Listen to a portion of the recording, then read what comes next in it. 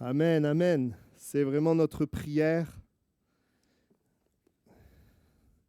Voilà, et je souhaite qu'à chaque fois que nous venons dans ce lieu, nous n'oublions pas de venir avec notre cœur et notre foi, parce que c'est ça qui est important et qui amène le bras de Dieu à se mouvoir. Voilà, je voudrais ce soir commencer une nouvelle série, même si je ne la ferai pas tous les mardis, je la ferai à des moments, parce que mardi prochain, j'ai un message que je voudrais partager. Mais j'aimerais commencer une série sur une église à la gloire de Dieu. Vous voyez, nous voulons être une église à la gloire de Dieu. Et vous savez, des fois, quand on parle d'église, on a l'impression que ça parle des autres, ou ça parle du pasteur, ou ça parle des autres. Mais l'église, c'est toi.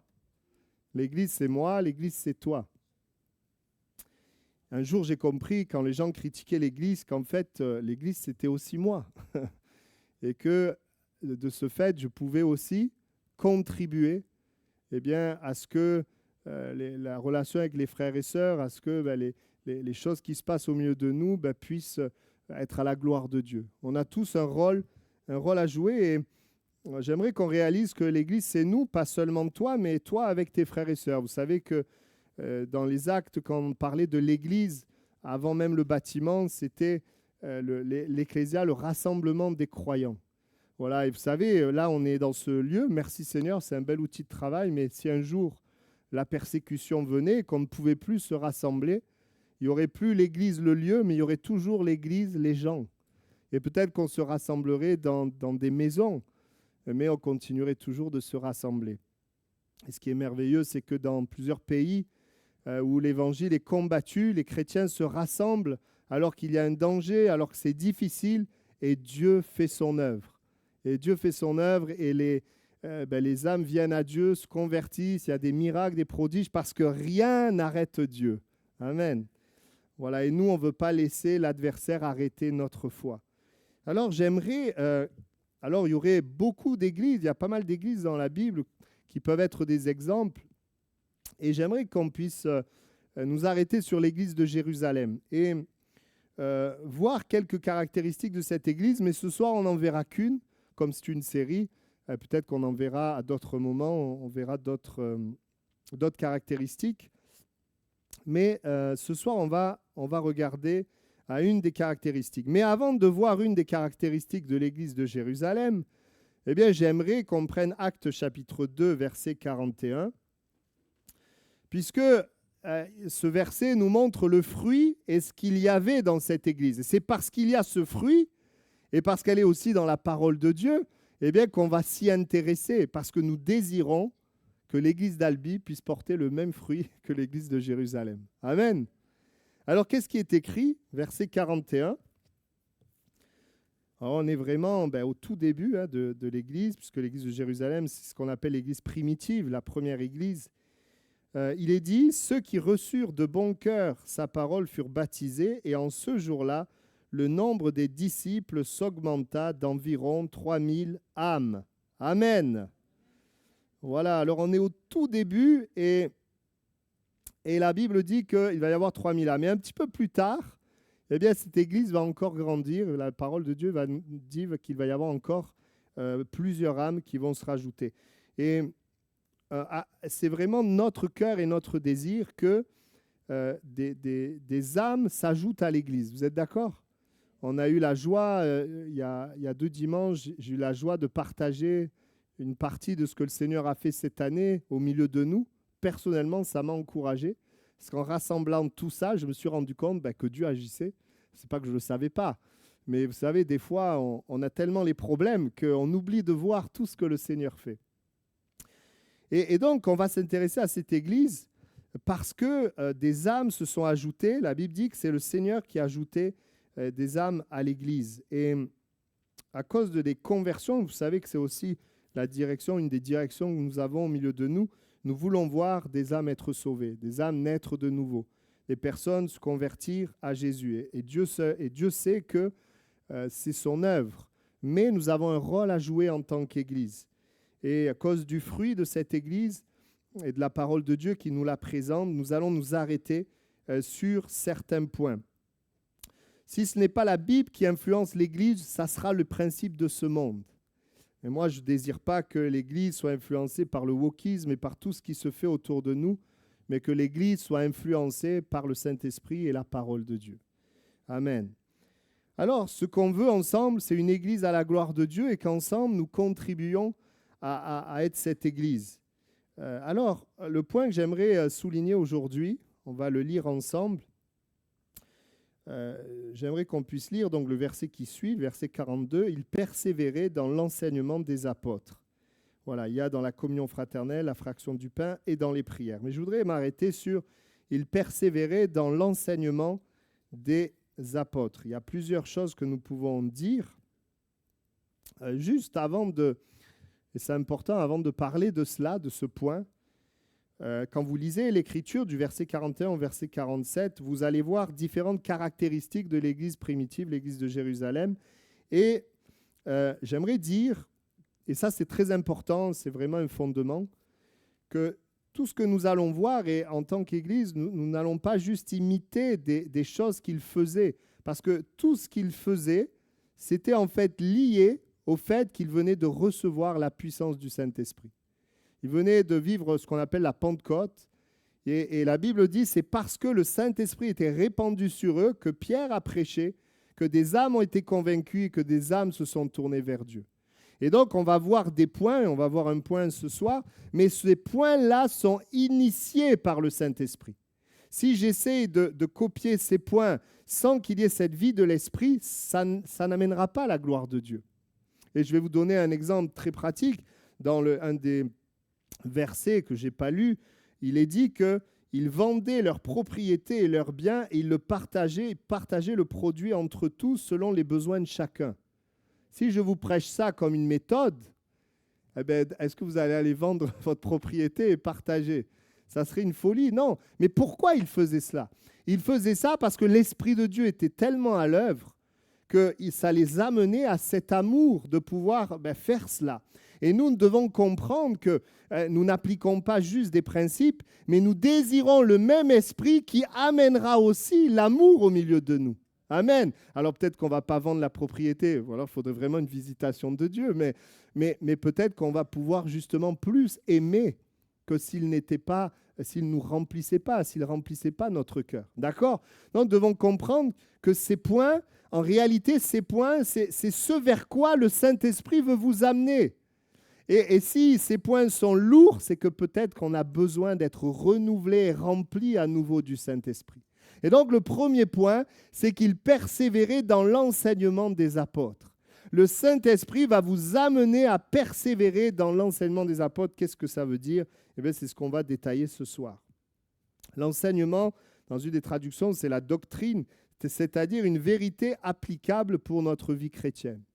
Une vérité qu'on applique. Et chaque enseignement que Dieu a, je le répète, je le dis souvent ça, chaque enseignement est là pour notre vie et pas seulement pour remplir notre intellect, notre connaissance. La Bible dit l'enseignement des apôtres, pas n'importe quel enseignement, mais l'enseignement de ceux qui ont été avec Jésus, qui ont suivi Jésus. C'est en réalité l'enseignement de Christ, l'enseignement des apôtres. Parce que la Bible dit que dans les derniers temps, il y aura toutes sortes d'enseignements. Et parfois, vous savez, quelqu'un, sur Internet, vous pouvez avoir quelqu'un qui donne un message qui est très bien, mais derrière le message, et si vous en écoutez plusieurs, vous verrez qu'il y a quelque chose qui n'est pas calé. Parfois, on ne se rend pas compte sur un message, mais on s'en rend compte sur plusieurs messages. Et parfois, c'est assez sournois. Des fois, c'est évident. Des fois, on entend des choses qui, si on est lecteur de la Bible et qu'on connaît la parole de Dieu, ça nous saute aux yeux. Mais si vous ne connaissez pas la Bible, on peut facilement être entraîné. Après, il y a aussi sur Internet de très bonnes choses. Alors, l'enseignement. J'aimerais rappeler, surtout dans les temps de la fin, je le vois de plus en plus en tant que pasteur, et c'est inquiétant, de plus en plus de gens remettent en question l'autorité des Écritures et l'inspiration des Écritures. Et c'est sûr qu'avec l'augmentation de la connaissance, avec l'homme, moi j'ai même des gens dans ma famille qui pensent que toute Écriture n'est pas inspirée de Dieu. Mais je voudrais vous rappeler que la Bible dit que toute Écriture est inspirée de Dieu et utile. Utile pour plein de choses, on en parlera tout à l'heure. Je crois que c'est important de ne pas tomber dans le piège de prendre une partie et de laisser l'autre partie. Et je voudrais vous avertir et vous exhorter à lire l'avant-avant-dernier verset de la Bible et l'avant-dernier verset de la Bible, qui dit « Malheur à celui qui ajoute et à celui qui retranche ». Donc nous croyons, oui, que la Bible est inspirée des auteurs différents, des époques différentes, mais le même esprit. Et lorsque j'étais quand j'ai fait le cours doctrinal biblique, on parlait des différentes preuves de la Bible et une des preuves, elle n'est peut-être pas, pour certains, on dirait qu'elle n'est pas scientifique, mais une des preuves, c'est que la Bible, on peut la vivre, c'est que ça marche. C'est que si tu crois, ça fonctionne. Et c'est vrai que c'est important. Alors, je voudrais m'arrêter sur différentes choses. La première chose concernant l'enseignement des apôtres, persévérer dans l'enseignement des apôtres, c'est-à-dire persévérer à écouter, à apprendre l'enseignement de Dieu. C'est ça que ça veut dire. Et la première chose qui est importante, c'est que nous devons veiller à avoir toujours faim et soif. Alors je vous félicite parce qu'on est dans un temps de fête et vous êtes là ce soir.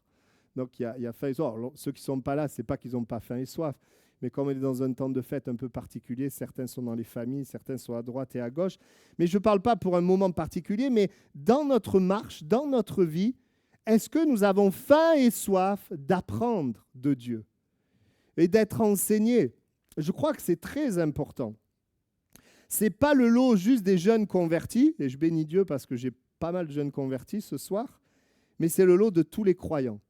Et c'est peut-être encore plus difficile quand on est chrétien depuis plusieurs années. C'est peut-être parfois plus difficile de garder la faim et la soif. Et des fois, les anciens chrétiens, alors pas ici, mais les anciens chrétiens, ils disent aux nouveaux, « Ah, tu as le feu, mais tu verras, ça ne tiendra pas longtemps. » J'espère pas ici. Non, soyons heureux pour ceux qui ont le feu et puis accompagnons-les pour le garder. Et veillons sur nous surtout pour le garder nous-mêmes. Et j'aimerais vous dire que le Saint-Esprit nous pousse à vouloir apprendre et à être enseigné. Un des signes que la vie de l'Esprit est là, c'est que tu as soif d'apprendre, tu as faim d'apprendre et d'être enseigné par le Seigneur. Est-ce que j'ai encore faim et soif? Faim et soif de la parole de Dieu. Faim et soif, écoutez bien, d'entendre le Saint-Esprit quand je prie. Il y a beaucoup de gens qui prient, ils parlent à Dieu, mais on peut tomber dans le piège de ne plus nous attendre à des réponses. Alors bien sûr, il y a des prières qui ne nécessitent pas de réponse, comme la louange. Mais j'aimerais vous dire que oui, il parle par son esprit. Tiens, là, dimanche, j'étais à Montredon. Alors, ce n'est pas grand-chose, mais je le dis. Donc, je priais comme je fais toujours pour savoir qu'est-ce que j'allais apporter là-bas. Et vous savez, on n'était pas nombreux là-bas, vu que c'était en temps de fête. Et puis, le Seigneur me met à cœur de parler de Job. Et puis, de ma mémoire, je n'en ai pas parlé souvent. Et à la fin, il y a une sœur, une dame qui vient et qui me dit, « Mais vous savez, ça fait plusieurs mois, je lis le livre de Job. » Et puis, je n'avais pas fini. Et puis, finalement, je suis revenu. Et puis, je vis une épreuve dans ma vie. Alors, elle me raconte son épreuve difficile, des questionnements comme Job, quoi. Et puis, et elle me dit, que vous parliez de Job, ça m'a profondément parlé. Alors moi, je me suis dit, Seigneur, tu le savais, tu connaissais. Alors l'incrédule dira, c'est le hasard. Mais bon, moi, ça fait 25 ans qu'on est dans l'œuvre de Dieu et on voit le Seigneur parler, agir, répondre de différentes manières. Et je crois, oui, que Dieu parle. Amen. Et même pour tes collègues de travail, pour ta famille, pour ta santé, pour toutes sortes, même pour ton service à l'Église, Dieu veut te parler. Et c'est un défi de se dire, Seigneur, oui, parle-moi. Le diable, il veut tout faire pour te faire croire que Dieu, il est loin, qu'il ne parle pas, que tu n'es pas assez spirituel, fait toutes sortes de pensées. Mais non, le Seigneur, il veut te parler, il veut nous parler. Heureusement qu'il nous parle. Amen. Amen. Voilà, mais on ne va pas faire de commentaires, sinon on ne va pas s'en sortir. Si ça ne vous dérange pas, on fera les commentaires après. Merci. Voilà, donc l'enseignement. Est-ce que j'ai faim et j'ai soif de la parole de Dieu? Et donc j'ai besoin d'être rempli du Saint-Esprit tous les jours, et pas juste le baptême de l'Esprit, mais d'être rempli du Saint-Esprit jour après jour. Amen. Ça, c'est le défi. Souvent, les gens veulent être baptisés de l'Esprit là, comme une couronne, et puis le jour où ils le sont, c'est fini. Mais non, en fait, le jour où tu l'es, ça commence. Et après jour, on prend du temps pour prier en français, prier en esprit, parce qu'on a besoin vraiment du Saint-Esprit pour qu'il y ait la vie, pour servir Dieu. Alors, on peut venir à l'église et avoir le désir de servir Dieu, et c'est une bonne chose, amen. Mais si je sers Dieu, mais que je n'ai plus faim et soif d'être enseigné, c'est comme quelqu'un qui veut faire un sprint qui ne mange plus. Hypoglycémie, oui.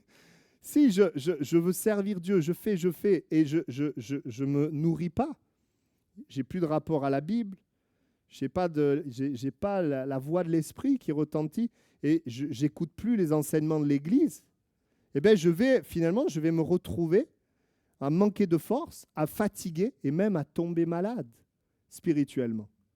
C'est pour ça, même si nous on le dit, les pasteurs on dit, voilà, ce qui est important, si tu reçois de Dieu, c'est pour servir. Amen. Ok, c'est vrai, mais en même temps, tu as besoin de recevoir pour servir aussi. C'est la même chose. C'est pour ça qu'on a besoin de ce rapport. Des fois, je rencontre des chrétiens, et c'est une bonne chose, qui me disent, voilà, je lis tel livre, je lis les pensées du jour, etc., mais ils ne lisent pas la Bible. C'est comme si tu t'occupais juste de la cuisine que quelqu'un a fait, mais toi, tu n'as pas finalement ce rapport direct à la parole. Moi, je vous encourage à continuer de lire des livres parce qu'il y a des livres édifiants, les pensées du jour parce que c'est édifiant, mais je vous encourage à lire et méditer la Bible personnellement. Et à dire, Seigneur, oui, parle-moi, et puis je veux connaître, je veux méditer, je veux que tu me parles, c'est important. Amen. De la même manière, en tant qu'Église, et je le dis, si nous nous nourrissons et que le Seigneur nous parle, si il y a l'enseignement, nous apprend, eh bien, nous allons porter du fruit. Mais si nous servons Dieu, mais nous ne sommes plus en état d'apprendre, je vous garantis qu'on ne va plus porter de fruits. Vous savez que même les grands sportifs, ils ont des entraîneurs qui continuent de leur apprendre. Pourtant, ils ont déjà tout gagné. Certains, ils ont tout gagné. Pourrait dire, j'ai plus besoin d'apprendre, juste je m'entraîne, je joue et puis basta. Mais non, ils continuent d'avoir des conseils, de se perfectionner, etc. D'ailleurs, il y en a certains, on dit, qui sont devenus ce qu'ils sont devenus à force de travail, d'entraînement, etc. De la même manière, on a toujours besoin d'être enseigné. Vous savez, souvent, quand le Seigneur nous enseigne une vérité, on dit « waouh » et on croit qu'on a tout compris, que ça y est, on a tout compris, puis les autres, ils auraient compris. Mais vous savez, une fois que tu as compris cet enseignement, hop, ça redevient petit et tu as besoin de cheminer encore et d'apprendre à nouveau. Et ça, c'est quelque chose de précieux. La Bible dit que Jésus, il dira à ses disciples, je vous laisserai mon esprit et lui, il vous enseignera toutes choses. Il vous rappellera ce que je vous ai dit. Donc, la faim et la soif sont quelque chose d'important. Les chrétiens doivent continuer d'avoir faim et d'avoir soif pour pouvoir donner, comme les leaders, comme les pasteurs, comme tous les responsables et serviteurs, nous avons besoin de recevoir, d'être enseignés, d'apprendre. Amen. On a besoin d'avoir faim et soif, et une fois que tu as faim et soif, tu as besoin de boire et de manger. Amen. Donc, c'est bien d'avoir faim et soif. Il y en a qui disent « Ah oui, moi j'aspire, je veux », mais ils ne lisent pas la Bible, ils ne prient pas, ils ne viennent pas à l'église. Et ils finissent par, finalement, être malades et fatigués. Donc, faim et soif, et puis aller manger et boire. Il y a ce texte d'Ésaïe, « Vous tous qui avez soif, venez aux eaux. Même celui qui n'a pas d'argent, venez acheter et manger, venez acheter du vin et du lait sans argent, sans rien payer. » Et oui, et je voudrais m'arrêter sur ça. Jésus est mort sur la croix et a payé pour qu'on puisse recevoir de Dieu gratuitement. Il est mort sur la croix, oui, pour nous amener au ciel, mais aussi pour nous réconcilier avec Dieu, qu'on ait une relation avec Dieu, Dieu qui nous enseigne par le Saint-Esprit. Donc ça, c'est important. Le Seigneur a payé un grand prix pour qu'on soit enseigné, pour qu'on puisse apprendre. Amen. Alors, si tu n'as pas d'idée de résolution pour l'année 2026, moi, je vais t'en donner une.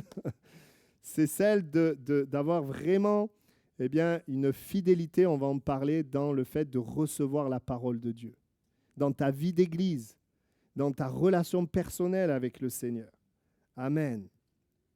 Vous savez, on n'est pas plus fort parce qu'on est pasteur, leader, responsable, mais on est fort parce qu'on se nourrit.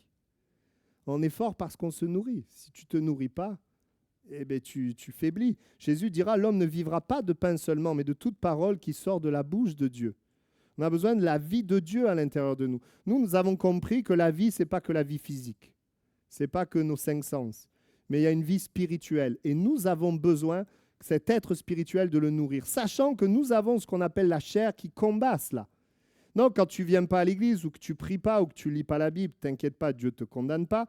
Mais quand tu ne le fais pas, la fois d'après, tu auras encore moins envie. Ça, il faut le savoir. Par contre, quand tu viens, quand tu lis, quand tu t'approches, la fois d'après, ça sera plus facile. Parce qu'il y a un combat entre l'esprit et la chair et l'esprit. Et le travail du Saint-Esprit est de nous attirer vers Dieu, et le travail du diable est de nous éloigner de Dieu. C'est pour ça que, oui, ça nous demande parfois un effort, mais cet effort, il est salutaire pour chacun de nous. Le Saint-Esprit travaille en nous, et si le Saint-Esprit ne travaille pas en toi, il faut la discipline. C'est la discipline qui t'aidera. La discipline t'aidera justement de te dire, oui, que j'ai envie, que je n'ai pas envie, j'ouvre ma Bible. Que j'ai envie, que je n'ai pas envie, je vais prier à l'église. Et voilà, parce que des fois, l'esprit agit, tu as envie, c'est formidable. Mais quand tu es dans la chair et que l'esprit n'agit pas, qu'est-ce qui peut t'aider? C'est la discipline qui va t'aider. Maintenant, bien sûr, la discipline, c'est ce qui nous permet d'aller, mais ce que nous voulons surtout, c'est la vie de Dieu. Alors, je continue. Il est parlé de persévérer dans l'enseignement des apôtres, donc j'aimerais rappeler tout l'enseignement. J'ai dit tout à l'heure que l'écriture est inspirée de Dieu et utile. La Bible dit utile pour enseigner, convaincre, corriger, afin que l'homme de Dieu soit accompli et préparé pour toute bonne œuvre. Donc ça montre que les enseignements bibliques, ils servent à former le croyant. Il forme différentes choses. Il enseigne, il corrige, il convainc, il instruit. C'est un petit peu comme quelqu'un qui mange toutes sortes de choses, les légumes, les glucides, les lipides, tous les... Vous voyez, on a besoin de toute la parole. Tu as besoin des promesses, tu as besoin des directives, tu as besoin de la parole de Dieu pour qu'on soit préparé pour servir. Et l'Église, c'est aussi un centre de formation. Amen. Une Église à la gloire de Dieu, c'est une Église qui se nourrit avant de servir. Amen. Donc, c'est une bonne habitude de venir écouter la parole de Dieu. C'est une bonne habitude d'ouvrir sa Bible. C'est une bonne habitude de prier en esprit. Je vous en donne 3. Et déjà, si on va dans ces 3-là, je vous assure qu'on sera plus fort. Que tous les serviteurs d'Albi, nous soyons régulièrement aussi ensemble pour être nourris de la parole de Dieu. Amen. Et oui, je le dis, moi, je ne veux pas une église où on sert, mais on ne vient plus pour recevoir. Des fois, il y en a qui venaient, moi, l'église où j'étais avant, à un moment donné, il y en a, ils venaient quand ils étaient de service, et quand ils n'étaient plus de service, ils ne venaient plus. J'ai dit, mais tu vas dépérir si tu fais ça, tu as besoin de te nourrir. On avait un frère à l'église, alors l'autre église où j'étais, il était vraiment consacré, il servait Dieu, etc. Et il était fatigué, mais du coup, il faisait que de servir, et puis du coup, il n'était plus là pour écouter la parole de Dieu. À la maison, il lisait plus la Bible, il était fatigué et il avait commencé à avoir un déséquilibre dans sa vie. Et les quelques fois où on le voyait écouter, être là à l'église, il dormait. Et on a dû aller le voir pour l'aider et lui dire. Alors, il n'y avait pas seulement le fait d'être là pour écouter la parole de Dieu, mais il avait besoin de rééquilibrer sa vie. Il la faisait beaucoup et je crois que c'est important de réaliser que le temps que nous passons à lire la Bible, il est important à la maison. Vous savez, on est dans une génération vraiment de sursollicitation. Et moi, déjà, de mon temps, il y avait beaucoup de choses, mais aujourd'hui, il y a encore plus de choses. Il y a tellement de choses qu'on peut faire, tellement de choses, rien qu'avec le téléphone, mais tu peux être occupé pendant longtemps. Hein. À l'époque, j'avais dit aux jeunes que sur Netflix, à l'époque, si tu regardais tous les films d'affilée, tu en avais pour 4 ans non-stop, jour et nuit. Et aujourd'hui, ça doit être encore pire. Non, je veux dire, il y a vraiment plein de choses. Ce n'est pas forcément mauvais, mais est-ce que j'ai encore le temps de lire la Bible? Est-ce que c'est important pour moi de venir à l'église juste pour recevoir, pour écouter? Amen. Je crois que c'est important. Ma vie de prière, ma lecture... Et quand je viens, et là je vais rentrer maintenant dans un autre aspect, quand la parole de Dieu dit de persévérer dans l'enseignement des apôtres, vous êtes d'accord avec moi que ce n'est pas juste d'entendre et d'écouter, mais c'est quoi? C'est de mettre en pratique. De mettre en pratique. Parce que je peux venir, entendre, me nourrir, connaître, savoir, mais pas le vivre. Mais nous, ce qu'on veut, c'est le vivre. Exemple, les dons spirituels. Tu as déjà entendu parler des 9 dons spirituels que le Seigneur donne à l'Église? Tu peux les connaître. Moi, je les connais, les 9. Mais est-ce que je les vis? La dernière fois, j'ai repassé les 9 pour voir si je les vivais. Je regardais, et je voyais qu'il y en a certains, je les ai vécus il y a longtemps. Il y en a d'autres, c'est plus récent. Mais je disais, Seigneur, mais je veux les vivre. Pourquoi? Pour l'édification de l'Église. pour le salut des nouveaux. Donc, quand tu entends l'enseignement, et c'est pour ça qu'on prie à la fin des messages. On ne prie pas parce qu'on ne sait pas quoi faire. On prie à la fin pour que ce qu'on a entendu, on le vive. Pour que le Seigneur agisse aussi, parce qu'on a besoin que Dieu agisse, mais que le Seigneur nous aide à le vivre. Amen. La Bible dit, mettez en pratique la parole et ne vous bornez pas à l'écouter en vous trompant vous-même par de faux raisonnements. Allez, Jésus dira, allez, faites de toutes les nations des disciples, les baptisant et leur enseignant à observer tout ce que je vous ai prescrit. Et observer, ça veut dire d'agir selon ce qui est prescrit. La parole et la vérité, elle est vivante. Et quand on agit selon cette parole qui est la vérité, qui est vivante, ben c'est là que nous vivons des victoires. C'est là que nous vivons des libérations. C'est là que nous vivons des percées. C'est là que nous vivons des choses qui changent. Tant que j'entends, j'écoute, j'enregistre, mais je ne mets pas en pratique, je ne vis pas. Mais à partir du moment où ce que j'entends, la foi naît, je crois, alors à ce moment-là, eh bien, ça amène un mouvement. Eh bien là, il y a la vie de Dieu. La Bible dit, si vous demeurez dans ma parole, vous connaîtrez la vérité et la vérité vous affranchira. Je connais la parole, je demeure dans la parole, c'est-à-dire je la mets en pratique, je marche selon cette parole. C'est la vérité et cette vérité, cette parole, elle libère, elle affranchit. Maintenant, je vais passer à un autre point. L'enseignement. Donc l'enseignement, ça veut dire qu'on doit être dans une position d'apprendre. Et si, c'est vrai, on sait des choses, mais moi j'ai l'impression même pas de connaître une goutte d'eau dans un océan, quoi. Tellement Dieu est grand. Et des fois, je me suis dit, Seigneur, je voudrais te connaître plus, le vivre davantage, le vivre plus. J'ai tellement de situations devant moi, bloquées. Et on dit, Seigneur, apprends-nous. Là, dernièrement, on disait, Seigneur, qu'est-ce que tu veux m'enseigner? Parce que le Seigneur ne fait pas toujours comme on pense. Alors, il est dit, il persévérait dans l'enseignement. Je voudrais mettre l'accent maintenant sur le fait que le fait de recevoir, de venir avec un cœur disposé, d'ouvrir la Bible avec un cœur qui veut recevoir, être enseigné par Dieu, de prier en esprit avec un cœur qui est prêt à écouter Dieu, de venir à l'église écouter une prédication ou même venir tout simplement dans l'église, être à l'écoute, que ce soit les dons spirituels ou de ce qui se passe pour que le Seigneur nous parle. Je voudrais aller un petit peu plus loin. Qu'est-ce que le Seigneur demande? Il dit, il persévérait. Il persévérait dans l'enseignement des apôtres. Qu'est-ce que ça veut dire? D'autres traductions disent « il s'attachait à écouter assidûment l'enseignement des apôtres ». Notre traduction dit qu'il était régulièrement et fidèlement, les croyants écoutent l'enseignement des apôtres. Vous voyez, qu'est-ce que ça nous amène? Le Seigneur nous dit, il n'attend pas de nous de faire des exploits, mais le Seigneur nous dit que nous devons avoir une régularité dans le fait d'être enseignés et dans le fait de pouvoir apprendre. Pas juste apprendre de Dieu une fois dans le mois, vous voyez, mais régulièrement, lire la Bible régulièrement, la méditer régulièrement, venir à l'église régulièrement, de pouvoir adorer Dieu régulièrement, de pouvoir prier en langue régulièrement. C'est-à-dire quelque chose de quotidien. Un peu comme la nourriture, vous mangez quotidiennement, oui ou non? Et la Bible parle de Daniel qui priait 3 fois la journée. Alors moi, ça me laisse bouche bée parce qu'il était vraiment dans les hautes sphères. Donc, il avait beaucoup de travail, beaucoup de responsabilités.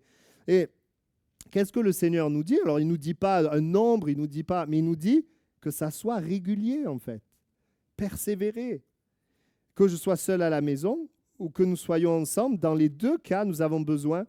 Tout seul, j'ai besoin d'apprendre. Ensemble, nous avons besoin d'apprendre. Amen. C'est pour ça que dans l'église, on a un programme. Il y a le mardi, le dimanche, il y a les jeunes, les ados, il y a les vendredis, les études, il y a les événements. Alors, on ne vous demande pas d'être partout, mais que le Seigneur puisse nous aider. Merci Seigneur pour ce qui se fait. Eh bien, que peut-être je puisse avoir une régularité. Si quelque chose est plus spécifique à moi, ben, je peux y aller. Voilà, si quelque chose ça ne me concerne pas, c'est pour d'autres personnes. Mais je dis, Seigneur, je veux venir, pas juste par habitude.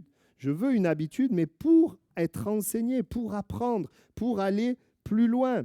Amen. Je ne sais pas si vous êtes déjà posé la question pourquoi vous venez à l'église. Parce qu'on vient si souvent que des fois, on peut se dire, mais finalement, pourquoi je viens? Et je vous assure qu'il y a des pièges. Tu peux venir parce que c'est une habitude, mais il n'y a plus ce cœur d'apprendre. Ou alors, il y en a, ils ont le cœur d'apprendre, mais ils ne viennent pas. Et donc, ils n'apprennent pas. Que le Seigneur nous aide à avoir toujours ce cœur d'apprendre et de continuer de venir, en tout cas, et d'ouvrir la Bible. J'ai combien de témoignages, parfois des personnes qui viennent me voir, et alors moi je ne les vois jamais à l'église, ils viennent, pasteur, priez pour moi, j'ai tel problème. Alors je prie. Mais en réalité, j'ai vu dans le ministère que les gens les plus forts dans l'église, c'est ceux qui viennent régulièrement. J'ai vu dans le ministère que les gens les plus forts dans l'église, c'est ceux qui ont une relation personnelle avec Dieu. Donc, je peux prier, Dieu peut répondre, mais il y a des moments où la prière ne fera pas. Ce qui fera, c'est ton cœur qui va vers le Seigneur. Amen. Ça, c'est important. Combien aussi de témoignages, quand ça ne va pas personnellement, on ne lit plus la Bible, on ne va plus à l'église. Alors que c'est là qu'il faudrait la lire, l'ouvrir et y aller. Et le Seigneur est capable de nous enseigner. Même quand toi, tu es dans le brouillard, tu es dans le noir, tu ne comprends pas, lui est toujours la lumière. Nous pouvons toujours venir à lui. C'est plus sournois quand tu ne lis plus la Bible, tu ne vas plus à l'église, mais que tout va bien. Ça, c'est plus sournois. Parce que tout va bien, mais tu perds finalement ta sensibilité à Dieu et sans t'en rendre compte, bien, tu descends. Et je peux vous le dire aussi, ce que j'ai vu dans le service de Dieu, un homme, une femme, il ne tombe pas du jour au lendemain. Mais avant de tomber, il est déjà tombé dans ses pensées. Et s'il est tombé dans ses pensées, c'est que les pensées ont pris la place. Et si les pensées ont pris la place, c'est que les pensées de Dieu n'étaient plus là. Si les pensées de Dieu n'étaient plus là, c'est qu'il n'y avait plus de contact avec la présence de Dieu. Et je vous le dis, je le dis vraiment parce que je l'ai vu dans les 4 églises que j'ai fait. Oui, alors ce n'est pas tous, mais en tout cas, ceux qui vont bien spirituellement, qui sont utiles et portent du fruit, ils ont une régularité pour être enseignés par le Seigneur. Amen. Alors, il y a aussi, on peut être enseigné en écoutant un message sur Internet, on peut être enseigné de différentes manières. J'aimerais juste faire une parenthèse. Quand tu écoutes un message sur Internet, c'est très bien, mais tu n'as pas la vie qui va avec, tu n'as pas le contexte qui va avec, et rien ne remplace. C'est le Seigneur qui a voulu l'Église, pour ça on parle de l'Église, même si tu as des bons enseignements, moi j'en écoute aussi, il y a des choses intéressantes, mais c'est important d'avoir une communauté dans laquelle non seulement tu entends, mais après tu mets en pratique. Et quand il est écrit de persévérer dans l'enseignement des apôtres, c'est aussi persévérer pour écouter, entendre, être enseigné, mais ensuite ça doit nous transformer pour amener des actes à la gloire de Dieu. Amen. Amen. Voilà, il faut que je termine, je vois que l'heure passe, on va terminer. Donc, de pouvoir persévérer. Et la parole est là aussi pour nous changer, pour nous transformer. Pour que nos réunions ne soient pas juste un programme ou que lire la Bible ne soit pas juste une corvée ou un fardeau, mais un moyen d'apprendre, d'être enseigné, nourri, pour mettre en pratique et mieux le servir. Amen. Voilà, et moi je souhaite aussi qu'avec toute l'Église, le Saint-Esprit agisse dans nos cœurs et nous amène à recevoir de Dieu et ensuite servir Dieu. Amen. C'est ce que nous voulons ensemble. J'ai mis, si on a le temps, pour le journal, pour ChatGPT, pour les infos, pour YouTube, pour Netflix, pour Wikipédia, pour Instagram. Si on a le temps pour la parole du monde, pour nos amis, est-ce qu'on peut avoir le temps pour la parole de Dieu? Amen. Bon, vous êtes là. Alléluia. Eh bien, continuons. Et que cette année 2026, Dieu n'attend pas de nous des exploits. Mais l'église de Jérusalem, des âmes étaient ajoutées. Peut-être vous ne voyez pas le rapport, mais des âmes étaient ajoutées parce que des hommes et des femmes persévéraient dans l'enseignement des apôtres. Ils persévéraient à écouter. Ils avaient soif et faim, écouter, mettre en pratique. Et dans ce travail-là, eh bien, le Seigneur ajoutait des âmes. Amen. On veut continuer dans ce sens. On va incliner nos têtes quelques instants et prier. Et j'aimerais dire, et comme je le disais en début de message, le but n'est pas simplement que tu appliques un principe. Tu dis, il faut que je lise ma Bible, il faut que j'aille à l'église, même si c'est une bonne chose. Mais l'idéal, eh bien, c'est que tu puisses avoir cette vie de l'esprit en toi. Cette vie de l'esprit qui va justement te pousser dans cette direction. Mais voyez, souvent, la vie de l'esprit, elle est là, mais comme la chair est là, eh bien, parfois, la vie de l'esprit est comme étouffée. Et comme je disais tout à l'heure, c'est pour ça qu'il y a une discipline, pour ça qu'on parle de disciple. C'est parce que, à cause de la chair, je n'ai pas toujours envie, je ne suis pas toujours disposé. Même le pasteur, vous avez devant vous, des fois, je lis la Bible, je ne comprends rien. Des fois, ça ne me parle pas, parce qu'il y a la chair, parce qu'on n'est pas toujours disposé. Mais dans cette discipline, où je dis, Seigneur, je veux apprendre, je veux recevoir de toi, eh bien, je peux vous garantir que le Seigneur, il est fidèle, il est bon et il agit. Il nous parle, il nous conduit, il nous donne de la force pour que nous puissions porter du fruit. Amen. Amen. Alors, on va prier. Je voudrais faire un appel ce soir. On reçoit beaucoup de gens, comme je disais, qui pensent que parfois les choses se règlent avec un coup de prière. Mais est-ce qu'on comprend qu'une église où il y a des conversions, des gens se donnent à Dieu, c'est une église qui a faim et soif des paroles de Dieu, la vérité qui libère, qui a faim et soif de mettre en pratique. Parce que quand tu mets en pratique la parole de Dieu, les gens du dehors, ils voient une différence. Ils voient que Dieu, c'est réel, ce n'est pas juste des paroles. Et nous voulons être cette église. Nous voulons être cette église et persévérer. Et je voudrais faire un appel personnellement d'abord, peut-être pour cette année, de dire Seigneur, je veux être régulier, je veux être fidèle dans ma relation avec toi. Si tu n'es pas baptisé de l'Esprit, bien, reçois-le, crois-le, saisis-le et commence à vivre cette vie de l'Esprit, une vie d'adoration, de louange, une vie d'intercession en esprit. Et tu verras que Dieu parle, tu verras que l'Esprit de Dieu parle. Mais aussi une vie avec la Bible, où j'ouvre ma Bible régulièrement et je dispose mon cœur parce que j'ai besoin d'être enseigné. Et enfin, où je vais à l'église régulièrement. Je vais peut-être vous choquer, mais aller à l'église que le dimanche, moi je pense que ce n'est pas suffisant. Sincèrement, on a besoin d'être renouvelé parce que dans le monde, on est sans arrêt attaqué, sans arrêt avec des pensées contraires. Il y a un combat spirituel. Nous avons besoin de recevoir la parole de Dieu. Que ce soit bien sûr la prédication, que ce soit les dons spirituels. Parfois même Dieu va te parler par un frère ou une sœur. Il parle de différentes manières. Mais de dire Seigneur, je veux une régularité. Et moi, je souhaite ça pour l'église d'Albi. Qu'ensemble, nous puissions être réguliers. On a aussi des événements à l'église justement pour être remplis de Dieu. On aura au mois de janvier un temps de jeûne et prière. Je vous encourage à venir, non pas pour faire le temps, mais pour recevoir de Dieu, pour aller plus loin, mieux connaître Dieu, mieux servir Dieu. On a ce désir-là, dire Seigneur, comme l'église de Jérusalem, on veut persévérer dans l'enseignement de Christ, l'enseignement des apôtres.